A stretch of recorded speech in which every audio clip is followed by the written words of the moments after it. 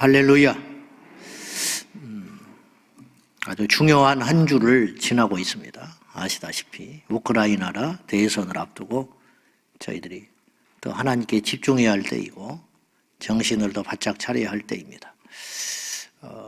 이따가 유튜브 동영상으로 올라가면 밑에 댓글란에 연천에 있는 이슬람에 대한 내용을 실을 테니까 행동으로 옮겨주셔야 됩니다. 우리 예배하는 우리 교인들을, 우리 성도님들은 물론이거니와 영상으로 이따가 설교를 들을 우리 성도들은 그 연락처가 있으니까 연천에다가 전화를 하셔서 항의해 주시고 따져주시고 문자도 보내주시고 그래야 관에서 움직이지 가만히 있으면 걱정만 하고 있으면 어떤 일도 안 일어나요. 그걸 꼭 아셔서 이따가 오늘 설교 동영상 댓글을 참고하시고 이번 주까지는 다른 공지는 다 내리고 그걸로 할 테니까 여러분들이 열심히 항의해 주셔야 됩니다. 자, 가나안 땅에 전쟁이 일어났습니다. 서로 두 세력이 연합군을 결성하여 큰 전쟁이 일어났는데 결과가 소돔과 고모라 땅이 왕들이 패배를 합니다. 그러니까 거기서 머물던 롯이 위태로워진 거예요. 그 내용이 오늘 본문에 나옵니다. 자, 12절 한번 보시겠습니까? 12절 같이 보시지요. 시작. 소돔에 거주하는 아브라함의 조카 롯도 사로잡고 그 재물까지 노락하여 갔더라. 이게 이제 공동체, 어쩔 수 없는 공동체적 운명이거든요. 그 지역이 망하면 같이 망하는 거예요. 그 지역이 부흥하면 나도 복을 받는 겁니다. 나라가 없으면 교회도 없어요. 교회가 없으면 우리 신앙도 없는 거예요. 어리석은 사람들이 자꾸 교회와 가정을 그리고 국가를 분리시켜가지고 따로 생각하는데 복음의 능력이라는 것은 하나님의 통치 영역이라고 하는 것은 미치지 못하는 것이 없어요. 우리가 크게 지금 잘못 생각하고 있는 것이 왜 신앙인들이 정치하냐 이런 소리 하거든요. 여러분 그건 달리 생각하면 하나님의 모든 통치 영역이라는 것은 전 세계 모든 사람, 모든 시간, 모든 인류 가운데 영향력이 있는 것인데 그리고 정치라는 건 우리와 뗄래야 뗄 수 없는 상관관계가 있어요. 어떤 법들이 만들어진다? 아이고 나는 뭐 상관없어. 여러분 세금 문제 그리고 우리의 주거의 문제 그리고 우리 자녀들의 교육의 문제 우리 일터의 문제 그런 모든 게 다 정치라고요. 근데 그런 거가 상관이 없을까요? 아니 교회는 뭐 교회를 그러면 안 건드려야지 법이. 그러나 그렇지 않잖아요. 현실은. 공산당이 내려오면 교회가 파괴되어 버리잖아요. 정치 이념이 다르기 때문에 그런 일이 생기는 거예요. 그런데도 손 놓고 있다? 이것은 지혜로운 게 우리 기도만 하면 된다. 기도 중요하지요. 그러나 기도의 영역은 굉장히 넓어요. 구했잖아요? 구했으면 찾아다녀야 된다고요. 응? 찾아다녀야 돼. 구했으면 찾아다녀야지. 여러분 직장 달라고 기도했으면 직장을 두드리면서 이력서를 내야지. 기도하고 누가 나 데려가겠지. 죽을 때까지 안 데려가요. 나를 PR을 해야지. 그러니까 기도를 했으면 하나님 앞에 기도하면서 주님께서 주시는 만남들, 주님께서 허락하시는 환경들이 있을 거 아닙니까? 친구를 통해서 친구여 갑자기 내가 생각이 났네. 여기 어디 일꾼을 뽑는다는데 한번 이력서 한번 내보지. 아이 나 하나님께 기도했어. 그리고 가만히 있을 거예요? 그것이 응답일 수 있잖아요. 구했으면 찾아다녀라. 그리고 만났어요. 일터를 만났으면 두드리라는 거예요. 나를 써달라고 적극적으로 두드려라. 그것이 기도예요. 그때 열매가 일어나는 거예요. 앉아서 그러니까 기도의 첫째는 구함이지만 구해야지요. 구하지 않고 쫓아다니면 또 어떤 일도 안 일어나. 하나님 앞에 최종 결정자요 우리의 아버지시요 모든 것을 주관하고 계시는 하나님께 1차적으로 눈물로 하소연을 하든지 밥을 굶고 하소연을 하든지 밤을 새면서 하소연을 하든지 하나님께 구해야지요. 이게 골방의 기도했다. 그러면 그걸 믿고 찾아다녀라. 찾아다닐 때 우리에게 하나님께서 만남이나 환경을 허락하실 거 아니요? 그러면 찾았으면 매달려서 두드려보라는 거죠. 요게 기도의 3요소라는 거예요. 기도의 영역은 이처럼 넓다는 걸 아셔야 돼요. 나라와 민족을 위해서 기도했다. 기도해야죠. 기도 안 하고 뭘 합니까? 기도 안 하고 길거리 쫓아다니면서 뭐 한다. 그거는 세상으로부터 지탄만 받는 거예요. 기도해야 돼요. 일단 1단계는 기도해라. 기도했는데 하나님 앞에 우리 안에 열정을 주시고 어떤 힘을 주시고 용기를 주시고 어떤 보이지 않는 것들이 기도하니까 보이기 시작했어요. 전에는 무관심했던 것들이 눈에 띄기 시작했다. 그러면 나서야지요. 기도했으니까 나서라 이 말이죠. 그러나 그건 인간의 방법이 아니야. 세상의 방법처럼 폭력적이고 파괴적인 것이 아니라 기도하면서 하나님 앞에 찾아 나서고 찾아 만났으면은 원수를 만났거든 대적을 하고 하나님 앞에 선한 만남을 허락하셨거든 하소연을 하고 두드려서 이 세상에 일어나는 어떤 일에 대하여 우리가 관여하고 바꿔야 할 의무가 있다라는 것이에요. 그런 것을 예수 믿는 사람이 왜 그러냐? 목사가 돼가지고 왜 그러냐? 그건 비겁한 일이라는 거예요. 일제시대에 신사참배하라고 그러는데 뭐 기도만 하고 하나님 알아서 하시겠지. 다 하나님이 허락하셨잖아. 그건 오판이라는 거예요. 그건 하나님께서 우리를 시험하는 맞서 싸우라고 하는 적이지 그것에 대하여 순응하고 굴복하라고 하나님이 허락하신 건 아니겠지요. 그래서 어쨌든지 간에 이제 그렇다 이 말이죠. 그래서 우리가 분별을 잘 하시고 이 기도의 영역은 굉장히 높다는 거 그렇게 아시고 그래서 소돔과 고모라의 왕이 패배를 해버리니까 지금 그곳에 거주하던 롯도 그의 모든 재산과 그의 생명까지 위태롭게 된 거예요. 잡혀가 버린 거야. 소돔과 고모라가 승리했다면 롯이 그런 위험을 만날 필요가 없는 거죠. 나라가 무너지면 우리가 당장 죽게 되는 거예요. 이걸 모른 채 국가와 우리는 공동 운명체라는 거. 뭐 사업도 필요가 없는 것이고 도덕도 필요가 없는 것이고 내가 지금까지 정직하게 살아온 것도 아무 의미가 없는 거예요. 나라의 근간이 흔들려 버리면 그런 일이 우리에게 생기지 아니하도록 지금 우크라이나 사태 그러니까 중국이 이제 대만에 나쁜 학습을 가지면 안 돼. 아 저렇게 해서 남의 영토를 잡아먹어버리면 되는구나. 에? 러시아가 우크라이나에게 이 침략의 동기로 삼은 게 옛날에 우리가 한풀이라고 한 것이거든요. 우리가 한 혈통이었다. 우리 거 찾는데 왜 간섭하냐. 이런 계변을 늘어났거든요. 그러면 중국도 이제 그걸 보고 대만도 우리 거다. 대만도 원래 우리 한 핏줄이고 우리 한 혈통이다. 이렇게 나올 수 있다는 거예요. 그러니까 이게 굉장히 세계사적으로 중요한 시기에 지금 머물러 있다라는 거지. 자, 아무튼지 간에 그런 맥락으로 볼 때, 근데 영적으로 보면은 롯은 심는 대로 거두고 있는 거예요. 육의 눈으로 당장 기름진 땅을 선택하잖아요. 그래서 그때는 똑똑한 것 같고 영리한 것 같고 수가 빠른 것 같았지만은 인생의 먼 장래로 볼 때 롯은 패착을 하게 된 거죠. 아주 잘못된 선택을 했어요. 그래가지고 육의 눈으로 선택한 결과를 치르고 있는 중입니다. 사람이 많은 곳, 영토가 또 기름진 곳, 이런 곳에 가면 경제가 일어나고 있는 곳, 그런 곳에 가면 내가 좀 더 잘 살아볼지 않을까. 그냥 물질의 같은 가치들, 육의 눈의 가치들, 예.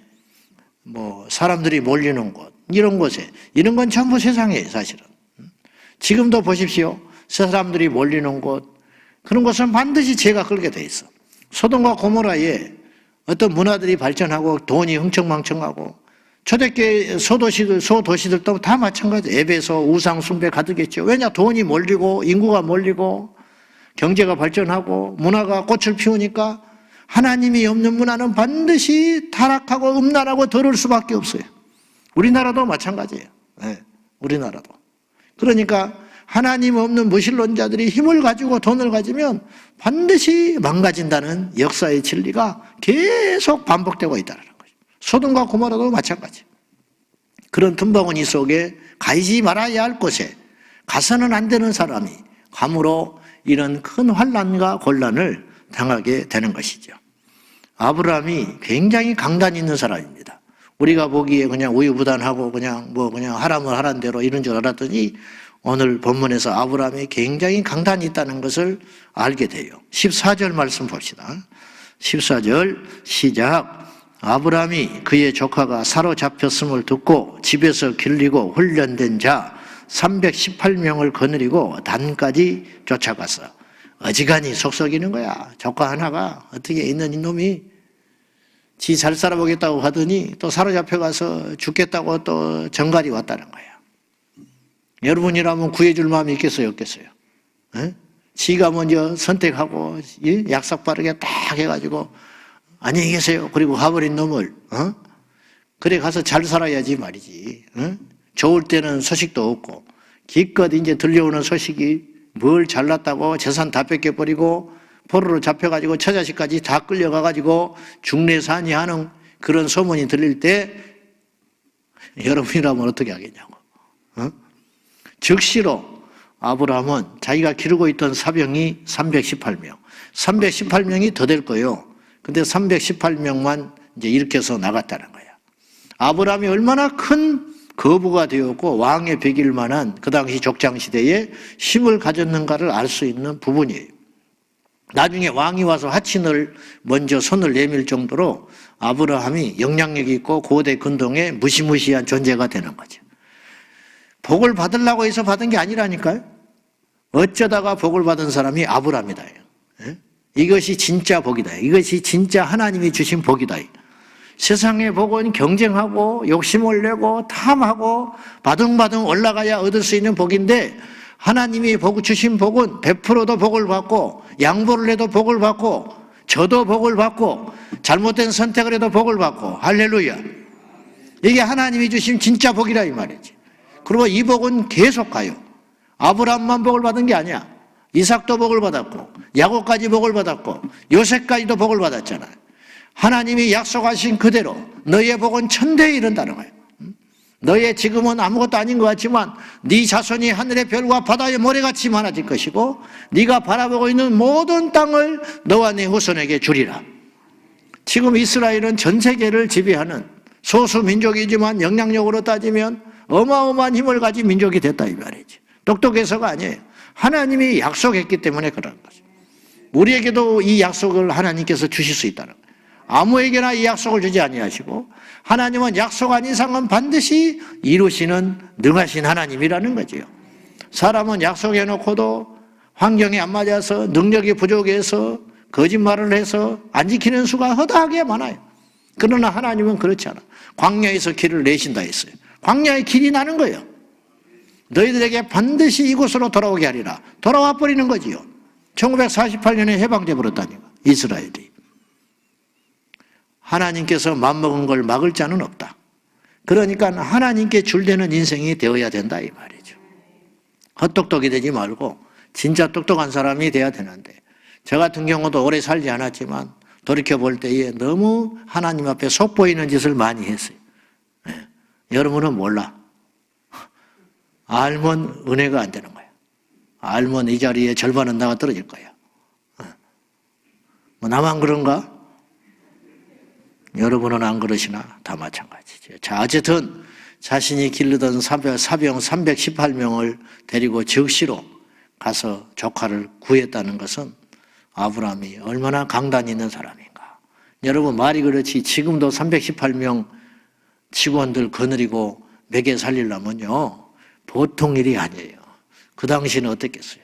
물류가 원활치 않고 자급자족하던 시대에 이런 엄청난 일을 했다는 것은 얼마나 많은 가축이 있고 얼마나 많은 동토가 있고 얼마나 많은 식량이 있고 얼마나 많은 재력과 힘을 가졌기에 이런 일이 가능하냐 이 말이에요. 318명 사병을 데리고 달아가서 조카를 구해내는 그런 일이 있다 이 말이죠.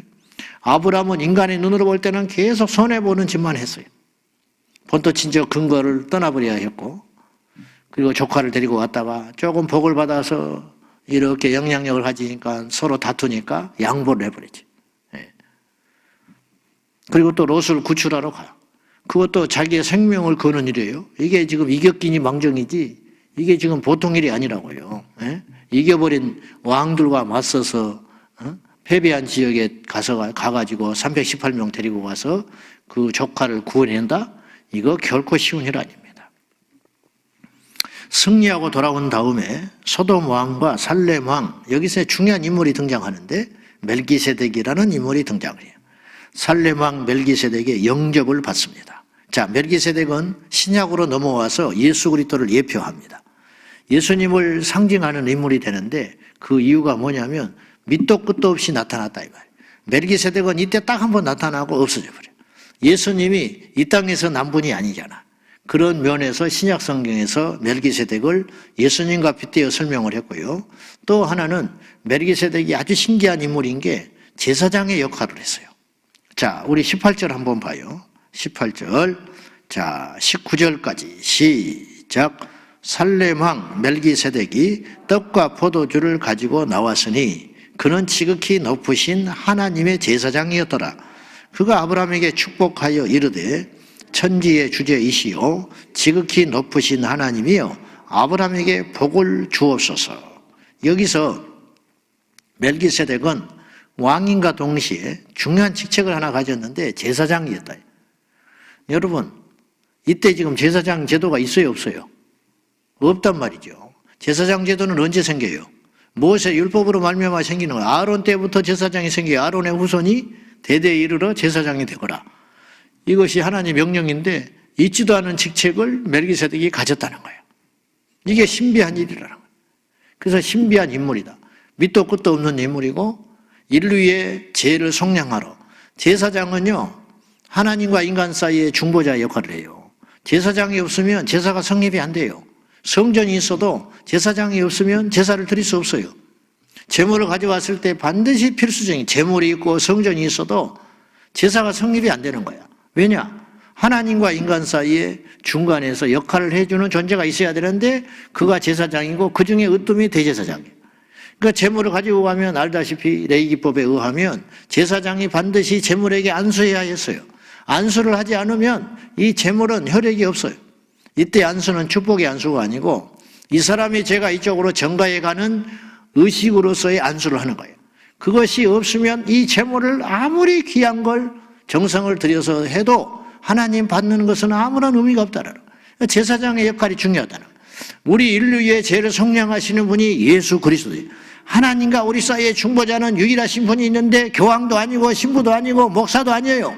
하나님과 우리 사이의 유일한 중보자는 예수 그리스도다. 예수 그리스도로 말미암아 하나님께로 가고 예수 그리스도로 말미암아 우리가 진노에서 사함을 받았고 예수 그리스도로 말미암아 우리가 예배할 수 있는 근거가 생겼다는 거죠. 예수 이름이 없으면 제사가 안 되는 거라니까요. 여호와의 이름을 부르며 아브라함이 제단에 제물을 드리고 하나님을 경외했듯이 우리도 마찬가지 큰 교회, 작은 교회, 대한민국, 북한, 중국 어느 지역에서 예배를 하든지 간에 누가 예배를 하든지 몇 사람이 예배를 하든지 어떤 방식으로 예배를 하든지 교단과 교파 어떤 걸 초월하여 반드시 그 예배 가운데 무엇이 있어야 되냐? 예수 그리스도의 존귀하신 이름이 있어야 예배가 성립이 된다 이 말이죠. 이름은 단순히 부르는 게 아니에요. 이름이 있다라는 것은 그분의 임재를 상징하는 거예요. 도장과 같아요. 도장 함부로 찍어주면 안 되는 거예요. 사인해주면 함부로 하면 안 되는 거예요. 도장 술 먹고 그냥 한 장 찍어줬다. 나의 전부를 거는 것이 도장이 되는 거예요. 그것이 이름이라는 거예요. 베드로가 예수 그리스도의 이름으로 다윗이 전능하신 하나님의 이름으로 골리앗을 무너뜨리고 안진병 일으키고 너희가 내 이름으로 모일 때 내가 너희 중에 있겠다고 약속하신 하나님께서 두세 사람이 내 이름으로 있는 곳에 그분께서 오신다고 말씀하지 않았어요? 그러므로 그분의 이름이 있어야 한다. 중보자 예수 그리스도 외에 없이는 우리 인생은 아무런 가치나 의미가 없다라는 것을 이 아침에 다시 한번 우리 뼛속에 각인해야 됩니다. 예수 그리스도를 아는 그 순간부터 주님 나라 갈 때까지 영원히 잊지 말아야 할 그 이름, 우리 이름을 잊어버려도 돼. 나중에 노망나서 우리 이름을 치매 걸려서 잃어버려도 좋아. 여러분 집 전화번호도 잊어버리고 살잖아 지금. 여러분 남편 아내 핸드폰 번호 알아요? 쓰라고 그러면 한참 생각했다 써야 돼. 잠깐만 기다려보라고. 어떤 바보는 지 전화번호 이름도 몰라. 몰라도 돼. 내가 뭐 몇 대 후손이고 뭐 어쩌고 종파가 어떻고 그런 것도 하나도 몰라도 돼. 족보도. 후레 자식이라 해도 좋아. 그러나 우리가 마지막까지 절대로 잊지 말아야 할 이름이 뭐냐? 예수 그리스도다. 예수 그리스도. 그 이름으로 구원받고 그 이름으로 하나님 앞에 심판대에 머물렀을 때, 그 이름이 있을 때 우리가 영원한 심판과 저주에서 면해진다는 걸 기억해야 된다 이 말이죠. 문설주에 어린 양의 피만 있으면 돼요. 문패가 필요가 없어. 보석을 걸어놔도 필요가 없어요. 아무리 정직하게 인생을 살아온 사람이 그 안에 있다 해도 여호와의 심판은 피할 길이 없어. 아무리 흉악무도한 존재가 그 안에 있다 할지라도 이것이 모순이고 역설 같지만 어린 양 예수 그리스도의 피가 있으면 넘어간다 이 말이죠. 이것이 하나님이 정해놓은 룰이고 법이라는데 어떻게 합니까? 그 법. 예수로 말미암아 우리가 구원받고 예수 그리스도로 말미암아 우리가 산다. 그것을 상징하는 존재가 누구냐? 오늘 성경에 멜기세덱을 의도적으로 등장시킨 거예요. 성령님께서 우리에게 깨달으라고. 이 멜기세덱은 제사장 제도가 없을 때부터 제사장으로 불리었던 신비한 인물이다. 그분은 하나님의 아들 예수 그리스도는 누가 제사장으로 임명한 것도 없고 누가 와서 십자가에 죽어주라고 하신 적도 없고 그러나 흠없고 의로우신 완벽한 구약의 모든 제사장이나 제사법이나 어떤 선지자 모두도 결국은 모형에 불과해요. 그리스도가 오심으로 다 그림자에 불과한 거예요. 세례 요한도 그림자, 실체가 오셨는데 예수 그리스도가 오셨다. 모든 성경의 화살점, 성경의 모든 편말, 성경의 모든 지시, 그 마지막 정점에는 누가 계시냐? 하나님의 아들 예수 그리스도가 계시다. 그래서 초대교회의 모든 복음의 핵심은 예수 그리스도. 바울도 예수 그리스도, 베드로도 예수 그리스도, 스데반도 예수 그리스도, 죽기까지. 너희가 못 박아 죽은 예수 그리스도, 그분이 너희를 위해서 다시 살아나셨다. 그를 믿어야 천국 간다. 그분만이 우리에게 유일한 소망이다. 그것만 외치다가. 근데 세상은 그 이름을 거부했어요. 그 이름 듣기를 거부하고 그 이름이 들릴 때마다 핍박을 했고, 그래서 사도행전 5장에 제발 부탁하는데 다 해도 좋다. 모여라. 모이고 싶으면 모여라. 제사 드리고 싶으면 제사 드려라. 성전도 짓고 싶으면 지어라. 그러나 한 가지만 하지 말라고 마귀가 사정하는 거예요. 예수 이름만 전하지 말아라. 그 이름의 능력을 우리보다 마귀가 더 먼저 깨닫고 있는 거예요. 전도할 때도 예수 이름을 전하고, 설교할 때도 예수 이름을 전하고, 찬송할 때도 예수 이름을 높이고, 예수 이름으로 행할 적에 우리가 하나님 앞에 안전하다, 그런 뜻이 되겠습니다. 멜기세덱이 승리하고 돌아온 아브라함에게 축복을 해요. 히브리서에 보면 축복은 패에 일어나고 높은 자가 낮은 자에게 하는 거예요. 아무리 별볼 일 없는 일이라 할지라도 아버지가 자식을 축복하는 거예요. 아무리 형편없는 존재 엘리 같은 제사장이라 할지라도 한나에게 축복을 하는 거예요. 그 축복권이 제사장에게 있는, 아비에게 있는, 왕에게 있는 거예요. 형에게 있는 거예요. 형이 동생을 축복하지 안 되는 거예요. 이삭이 야곱을 축복하잖아요. 나중에 에서를 축복하려니까 안 되는 거예요. 여러분, 야곱이 나중에 애굽으로 이주해가지고 요셉과 그 자녀들을 축복합니다. 이게 아무나 뭐 그냥 아버지니까 그게 아니에요. 하나님이 정해놓은 룰이라는 거예요. 하나님이 정해놓은 룰.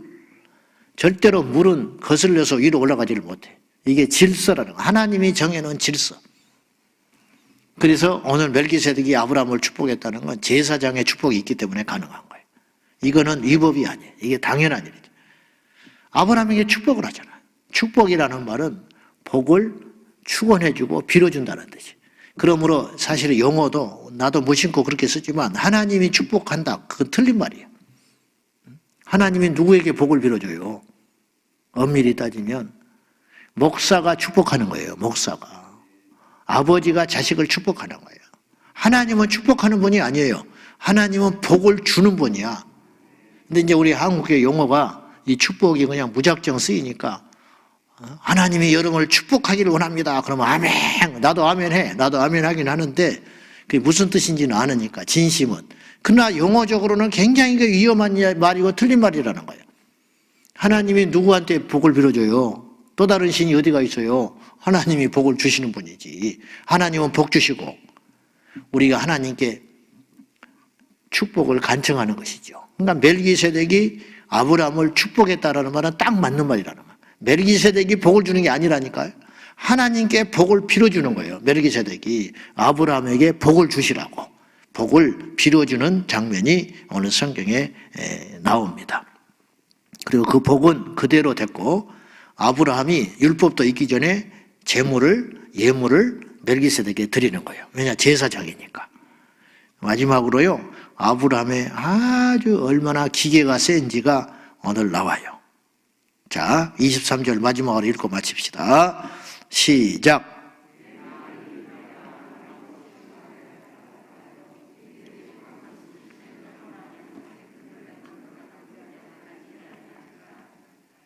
소돔 왕이 너무 고마워가지고 자기가 패배했는데 살려줬으니까, 그 땅을 회복시켜줬으니까, 그리고 정쟁에서 승리하고 돌아오면 노획물은 이긴 자의 몫이에요.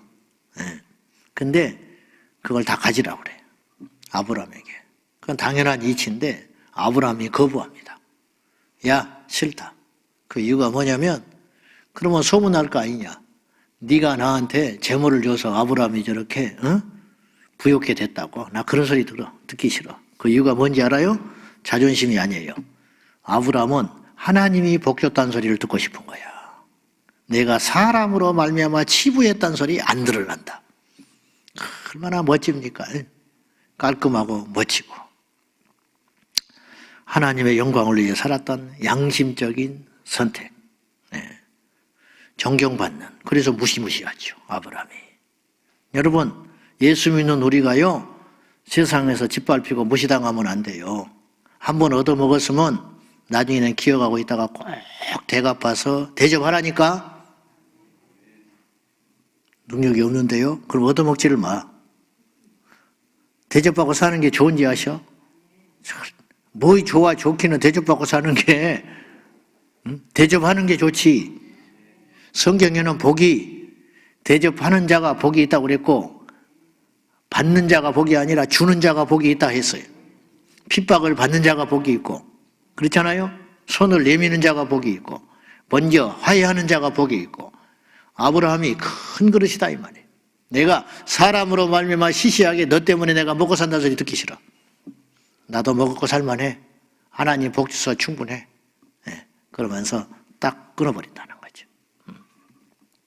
우리가 세상에 나가서 직장이나 어디 가도 마찬가지예요. 어디 가서 누구를 만나든지 모임에 가든지 어디 가든지 소탐대실하지 말고 지저분하게 하지 말고 예수 믿는 사람으로. 아, 다르구나. 목사는 맨날 얻어먹고만 다니고 내가 그렇게 살잖아요.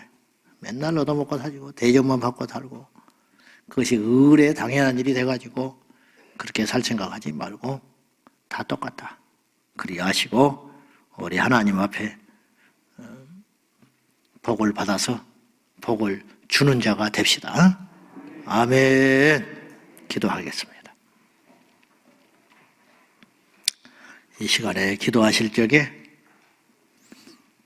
우리 세계 정세와 또 이 나라를 위해서 기도해 주시고, 하나님, 아브라함과 같이 하나님 앞에 믿음의 기계를 가지고 살아가게 하여 주십시오.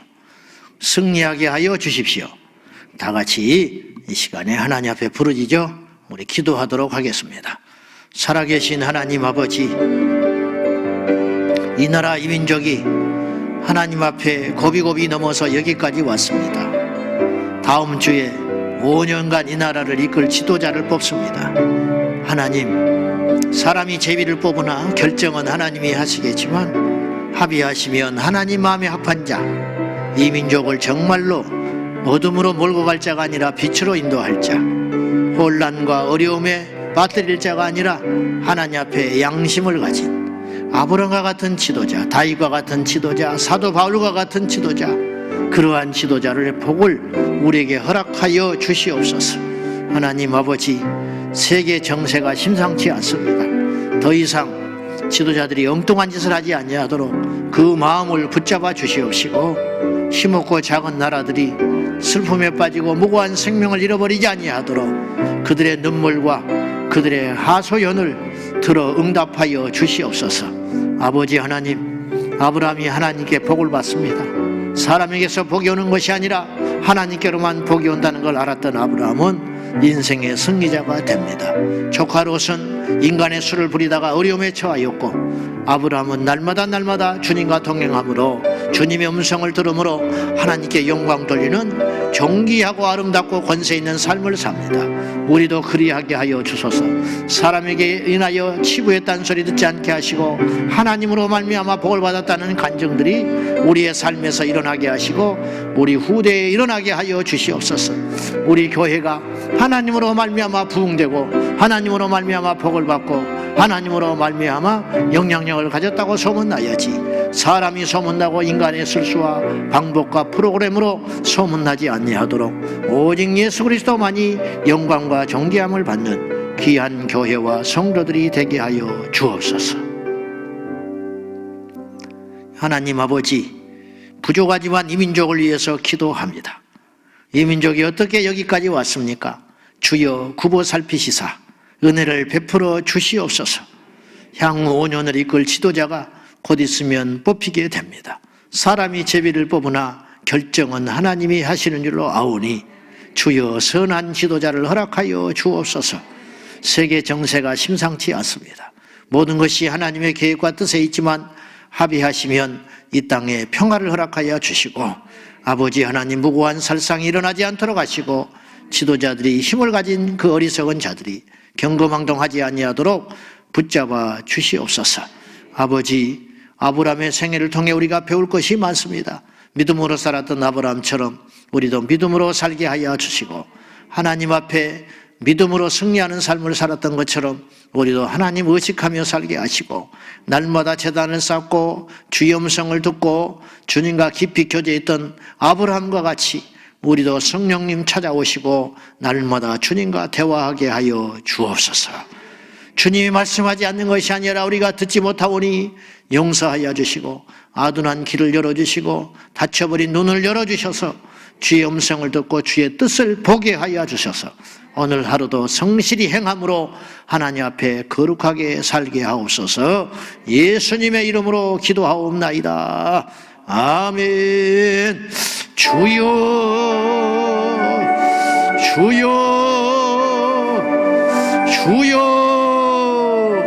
살아계신 하나님이여, 역사해 주시옵소서. 인도해 주시옵소서. 믿음의 주여 온전하신 예수여, 우리에게 임하사 예수 없이는 못 사는 인생, 예수님 없이는 의미 없는 인생이 되었으니 예수님으로 말미암아 이기는 자, 예수님으로 말미암아 승리하는